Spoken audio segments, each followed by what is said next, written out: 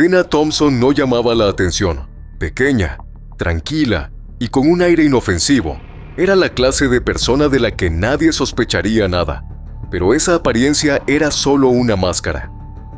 Detrás de su mirada serena se escondía una mujer fría, calculadora, capaz de seducir y manipular a hombres solitarios, que solo buscaban compañía, hombres que respondían a anuncios personales, y que terminaron cayendo en su red. Su vida fue una cadena de engaños, bigamia, estafas, violencia, tanto así que la prensa británica le dio un nombre aterrador: la viuda negra moderna. El caso sacudió al mundo, no solo por la crudeza de sus crímenes, sino porque demostró algo que pocos se atrevían a decir en voz alta: que los hombres también pueden ser víctimas, que el amor, cuando se mezcla con la manipulación, puede ser mortal. Si quieres saber todo lo que pasó, quédate hasta el final del video. El caso de Dana Thompson. Todos los días convivimos con la maldad. Somos testigos de la parte más oscura del comportamiento humano. El sufrimiento provocado por un individuo a otros es algo latente en nuestra sociedad. En Investigadores Criminales nos adentraremos en ese lado oscuro de la humanidad. Traeremos a la pantalla los más perversos crímenes y trataremos de entrar en la mente de esos seres que cometen los más terribles actos. Yo soy José y el día de hoy te traigo otro caso más. Dana Holmes, quien más adelante sería conocida como Dana Thompson, nació alrededor de 1960 en Hendon, una localidad situada al norte de Londres, Inglaterra. Sobre su vida personal y su entorno familiar, se sabe que creció en un entorno modesto. Fue la mayor de los 3 hijos de un matrimonio conformado por un guardia penitenciario jubilado y una maestra de escuela primaria. Durante su adolescencia fue una exitosa gimnasta, entrenada por su padre, quien también la acompañaba a las competencias dentro y fuera del Reino Unido. Aunque en el deporte pudo destacar, su rendimiento académico no fue muy bueno y tras graduarse de la secundaria con bajas calificaciones, aceptó un empleo en una sucursal de una reconocida sociedad de construcción cerca de la casa de su familia en Londres. Para ese entonces, Dana no había abandonado del todo su pasión por la gimnasia. A finales de la década de 1970, viajó a Bulgaria con la intención de aprender más sobre esta disciplina y perfeccionar su técnica.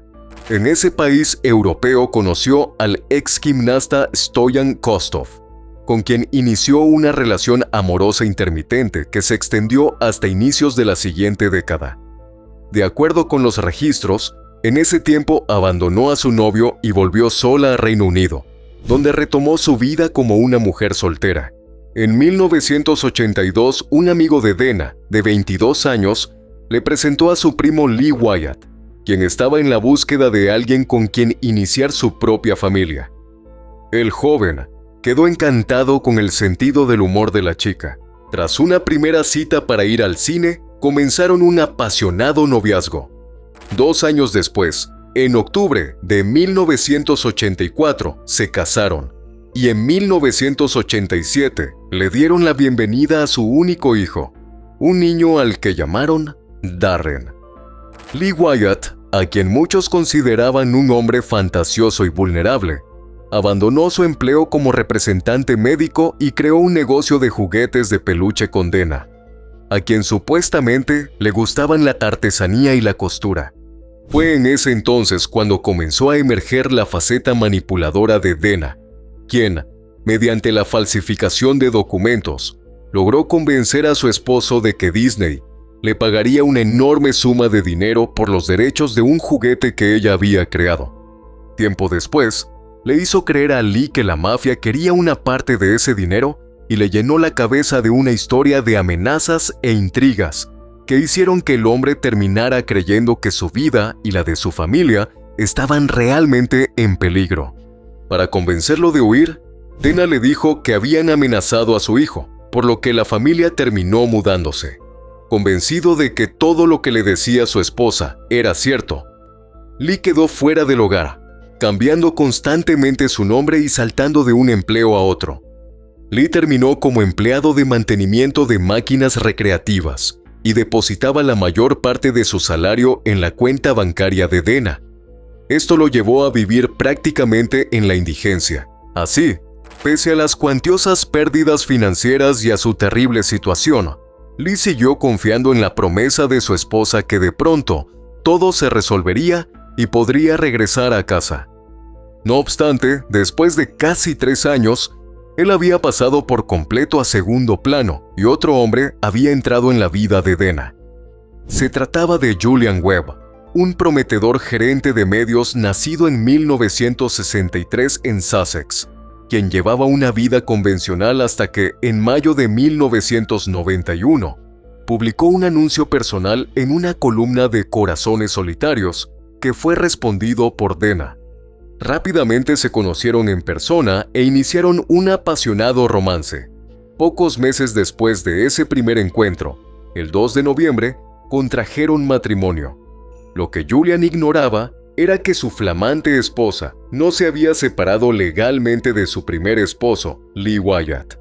Pero Julian estaba ciegamente enamorado de Dina y decidió ignorar las advertencias de su madre, Rosemary, una maestra retirada que pensaba que había algo turbio en su futura nuera.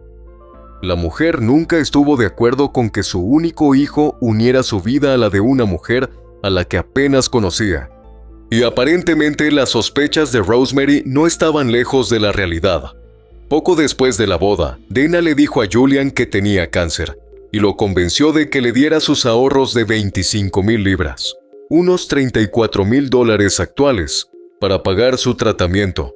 Además, le había dicho que su primer esposo, Lee, era una especie de matón que la golpeaba y que solía torturar animales. Según posteriores testimonios, Rosemary se enteró por su hijo de que la policía había instalado en la casa un botón de pánico debido a las supuestas amenazas de ese sujeto. Durante los siguientes 3 años después de la boda, en reiteradas ocasiones, Dana le rogó a Julian que se fugaran con Darren. Finalmente, logró convencerlo y tenían planeado mudarse a Florida, Estados Unidos, un lugar que él visitaba con frecuencia, ya que tenía allí unos amigos con los que solía ir de pesca.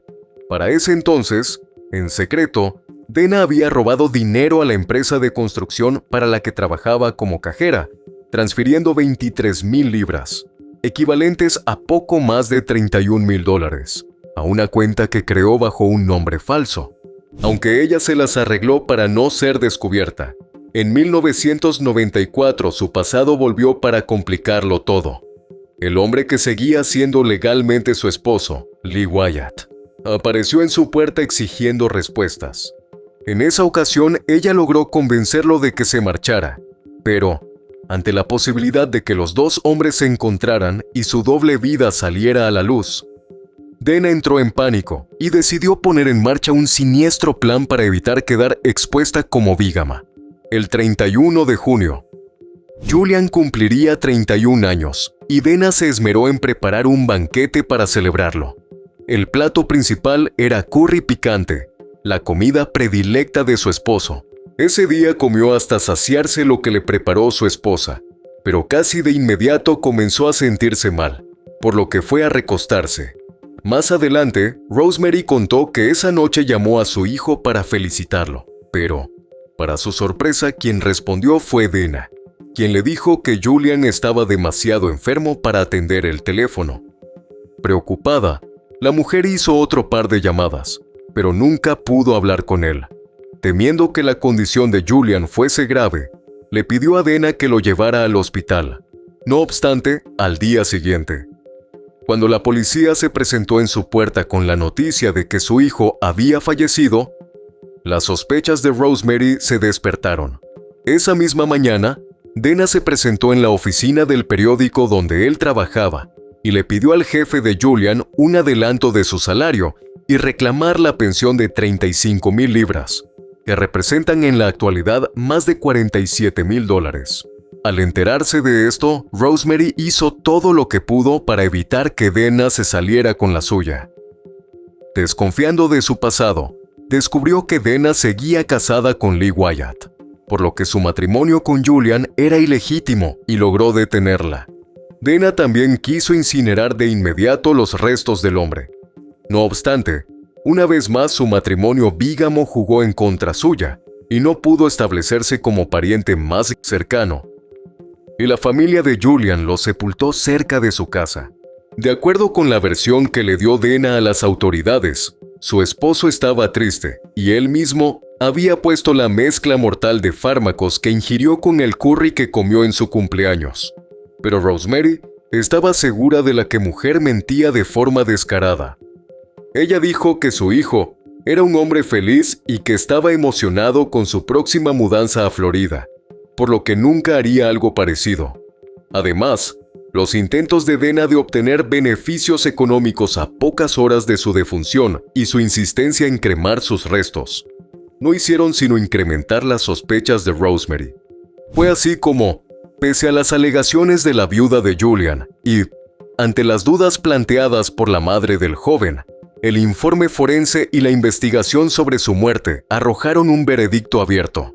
Un año después, en 1995, pese a los intentos por incriminar a su primer esposo, Lee Wyatt, finalmente Dana fue condenada a 18 meses de prisión por el fraude a la constructora. Para cuando fue liberada, Lee ya había iniciado los trámites de divorcio, que se oficializó en 1997. Entonces, de acuerdo con los registros judiciales, Dana retomó sus viejos hábitos y buscó en la sección de corazones solitarios a otros hombres, con los cuales relacionarse. Dana los envolvía alegando que padecía una enfermedad terminal y les prometía una nueva vida juntos en Estados Unidos. Entre los que cayeron en su red de mentiras estaba Graham Binks, a quien conoció en septiembre de 1997 a través de un anuncio. Ella le contó que su exnovio la acosaba y que tenía cáncer de garganta, para luego preguntarle si podía mudarse con él. Según testimonios posteriores, usó las tarjetas de crédito de Graham para retirar su dinero del banco. Así logró robarle más de 4.400 libras esterlinas, es decir, unos $5.900 de hoy en día, antes de abandonarlo. Unos meses después, en febrero de 1998, conoció en una tienda de telas a Phil Trott, con quien rápidamente comenzó una relación. Mientras estuvieron juntos, ella le contó las mismas mentiras sobre el acoso y la enfermedad terminal. Pero, poco después de mudarse, Phil descubrió que todas sus tarjetas de crédito habían desaparecido y las encontró en el bolso de Dana. Tras la ruptura, ella puso la mirada en otro hombre, Robert Waite, a quien le prometió un futuro juntos en Estados Unidos. Dana logró que se mudaran al país norteamericano con la excusa de que no se encontraba bien de salud y de que era acosada. Pero una vez allí, lo abandonó llevándose con ella todo su dinero. Tras regresar a suelo británico, en octubre de 1998, Dana dio con el anuncio publicado en una agencia de viajes por Richard Thompson, un hombre de 40 años con un lucrativo empleo como gerente de telecomunicaciones. Richard se sentía optimista ya que tras un matrimonio fallido y un tiempo trabajando en el extranjero, finalmente estaba listo para sentar cabeza de nuevo.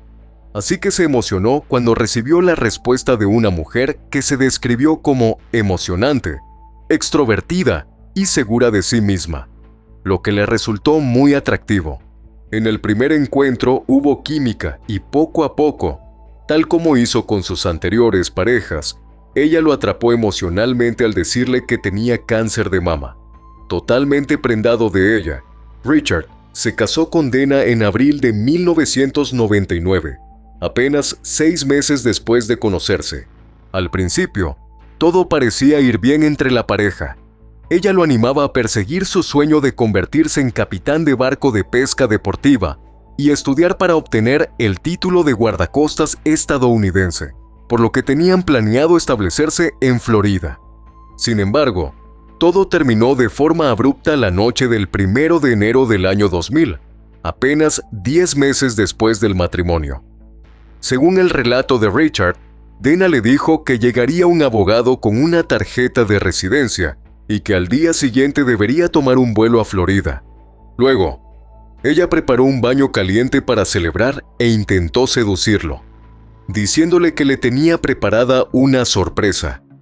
La mujer le pidió que se acostara en el suelo de la habitación y seguidamente le ató las manos a la espalda con cinta adhesiva. También sujetó sus tobillos y le puso una toalla sobre la cara.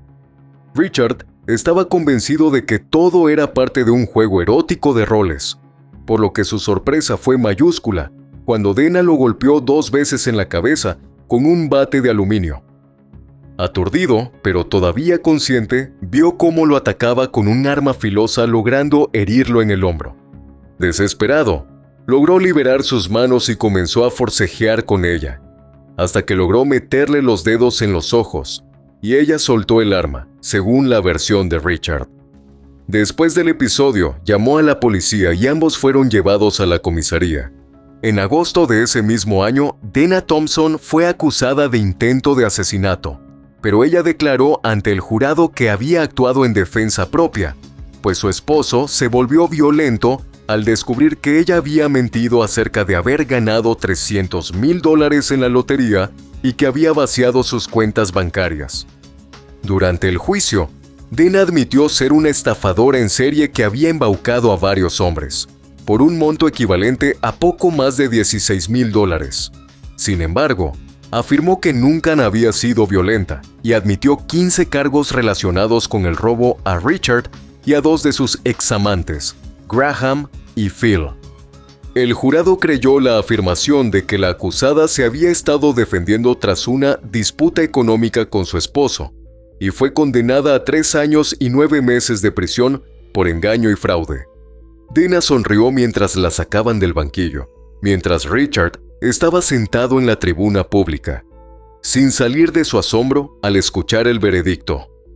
Tras salir apresuradamente del tribunal, Richard expresó un temor persistente por su seguridad y advirtió públicamente sobre el peligro que, en su opinión, representaba Dana, de quien se divorció poco después del ataque. Lo que el hombre no imaginaba era que el incidente sería el detonante para que la policía decidiera reabrir la investigación sobre el deceso de Julian, el segundo esposo de Dana. Tras las renovadas sospechas sobre su muerte, el cuerpo de Julian fue exhumado y analizado en octubre de 2001. Además, durante la investigación la policía descubrió una caja con las pertenencias del hombre, que incluía cartas que intercambió con un hombre llamado Don Hudson, quien resultó ser un amigo residenciado en Florida. Deseosos de hablar con él, los agentes británicos colaboraron con la policía de Tampa para localizarlo. 2 policías que viajaron a Estados Unidos filmaron y transmitieron un llamamiento a la policía local, instando a Don a presentarse como parte de sus investigaciones. Si bien Don respondió, se molestó al saber que figuraba como sospechoso de asesinato. Una vez que se calmó, reveló que conoció a Julian durante un viaje de pesca y que intercambiaron varias cartas. También les dijo a los oficiales que poco después de su fallecimiento, recibió una llamada de Dana, quien le informó que Julian había consumido un curry muy picante que supuestamente él mismo había llenado de sustancias, y eso colocaba a Dana como sospechosa de un caso de asesinato. Para agosto de 2022, la policía fue a buscar a Dana. La mujer fue arrestada y escoltada para ser interrogada por la policía sobre la misteriosa muerte de su esposo. Al principio, ella declaró a las autoridades que no recordaba nada del deceso de Julian. Sin embargo, las piezas habían empezado a encajar y todo apuntaba hacia ella, por lo que fue llevada a juicio imputada de asesinato. La fiscalía presentó como pruebas los resultados de las nuevas pruebas forenses practicadas a los restos de Julian, que mostraban que perdió la vida a causa de una ingesta importante de sustancias, que presumiblemente le fueron administrados junto con el curry picante para enmascarar el sabor amargo, así como aspirinas molidas probablemente añadidas a una bebida. Las entrevistas con nuevos testigos revelaron que la viuda había contado múltiples historias sobre el fallecimiento de su esposo. Además de lo que le contó a Dawn, una amiga de Dana que se había presentado a la policía para declarar que ella le había confiado, que le había dado la sobredosis de drogas a su esposo en un curry picante. El representante de la acusación señaló que Julian había dado un cambio radical durante su última semana con vida, pues se ausentó del trabajo y dejó de ir al gimnasio, pasando la mayor parte del tiempo en casa con su esposa, que lo mantenía aislado y le impedía que hablara con sus familiares y amigos. Asimismo, describió a Dana como una persona muy perturbada, que tenía dos motivos para cometer el crimen.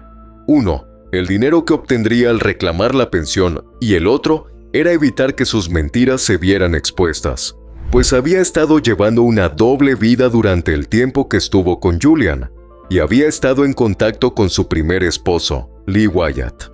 El jurado del tribunal también escuchó sobre el robo a la sociedad constructora donde trabajaba y de sus intentos de inculpar a Lee, instándolo a escribir cartas que lo incriminaban en el fraude. Pero su plan se vio amenazado porque él comenzó a aparecer en el domicilio que compartía con Julian. Ante esto, según la fiscalía, la salida que le quedaba a Dana era eliminar a Julian antes de que se descubriera todo, por lo que su deceso no pudo ser un accidente o autoinfligido de forma intencional, y la única persona con la oportunidad y los motivos para asesinarlo era su esposa.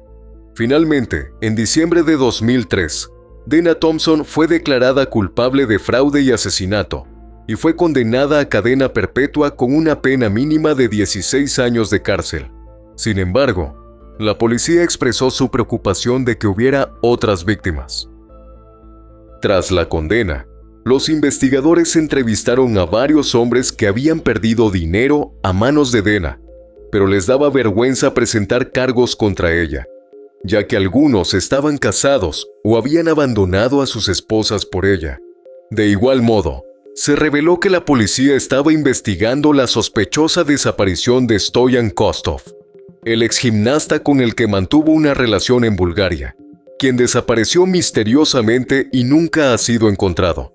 De acuerdo con las autoridades, Dana seleccionaba a sus potenciales víctimas con mucha astucia. Muchos de ellos eran hombres vulnerables y solitarios, ansiosos por tener compañía, y ella se presentaba como la mujer de sus sueños.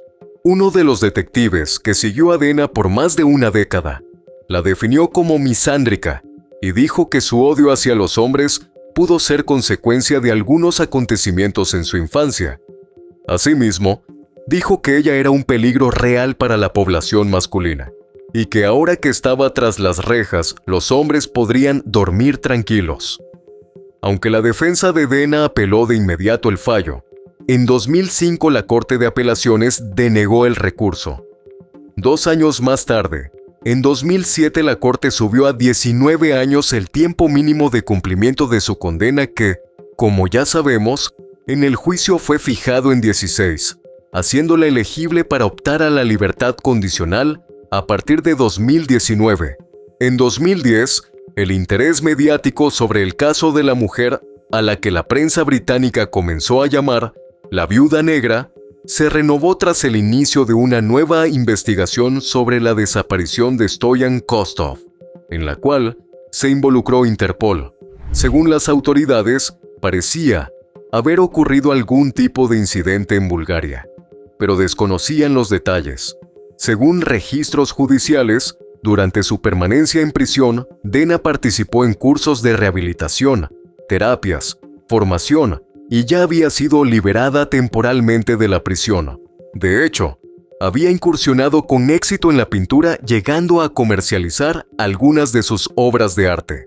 Para mayo de 2022, Dana estaba recluida en una prisión de régimen abierto cuando, en una decisión que generó revuelo, la Junta aprobó su liberación alegando que el dinero que había ganado con su arte en prisión la convertía en una amenaza menor para los hombres. Finalmente, en junio de 2022, Dana Thompson, para entonces de 62 años, salió de la cárcel tras cumplir 19 años de su condena. Según reportes de la prensa británica, la Junta insistía en que se debía consultar a las víctimas antes de liberar a cualquier preso. Y aunque se cree que Rosemary para entonces de 80 años, fue notificada de la decisión de excarcelar a Dana. Lee y Richard declararon que se enteraron a través de informes periodísticos. También, como parte de los términos de su libertad condicional, la mujer debía informar a las autoridades sobre cualquier relación nueva, proporcionar detalles de los vehículos que utilizaba, así como su pasaporte y datos bancarios cuando así fuese requerido. De igual modo, se estableció que Dana debía usar una pulsera electrónica y cumplir con un toque de queda, aunque no se especificó en tiempo durante el cual estarían vigentes estas medidas. La última vez que se reportó que la vieron en público fue en diciembre de 2023, en una tienda al sur de Londres, cuando apareció sonriendo ante un transeúnte que la reconoció, lo que generó alarma pública. Lo cierto es que la historia de Dana Thompson, de quien se sospecha podría ser una asesina en serie, generó gran impacto mediático y social. Durante más de 2 décadas, la prensa británica le dio cabida al impactante caso de la mujer que, pese a su apariencia apacible, había admitido ser una estafadora consumada, pese a que solo fue condenada por el asesinato de su segundo esposo. En declaraciones posteriores a su liberación, tanto su primer esposo, Lee, como el tercero, Richard Thompson, y uno de sus antiguos amantes, revelaron episodios en los que creen que fueron dopados con alimentos envenenados por Dana, pero lograron sobrevivir. Esto sumado a la extraña desaparición de Stoyan Kostov en Bulgaria. La historia de Dana Thompson dejó en evidencia un alarmante patrón de ataques contra hombres vulnerables, mediante el engaño emocional, el fraude financiero y violencia extrema. Aunque mostró progreso en prisión, la falta de remordimiento reportada por investigadores sugiere que debe ser sometida a una vigilancia continua. Este caso subraya la necesidad de un mayor escrutinio en las relaciones en línea y fomentar el apoyo para víctimas masculinas, recordándonos que el mal no discrimina por género. ¿Y tú? ¿Qué piensas? ¿Crees que se hizo justicia? ¿O, por el contrario, la justicia fue indulgente con ella? Déjanos tu opinión en los comentarios. Y bueno, querida audiencia, hasta aquí una investigación más. ¿Qué opinan del caso de hoy? Nos gustaría mucho leer sus comentarios, ya que su opinión sobre los casos es muy importante para nosotros. Recuerden siempre hacerlo con el máximo respeto posible, tanto para la víctima como para los demás espectadores, y nosotros que los estaremos leyendo. Antes de irte, deja tu me gusta y suscríbete si aún no lo estás. Tampoco te olvides de compartir este video si crees que a alguien que conoces le puede interesar. Nos vemos hasta otra investigación criminal. Adiós.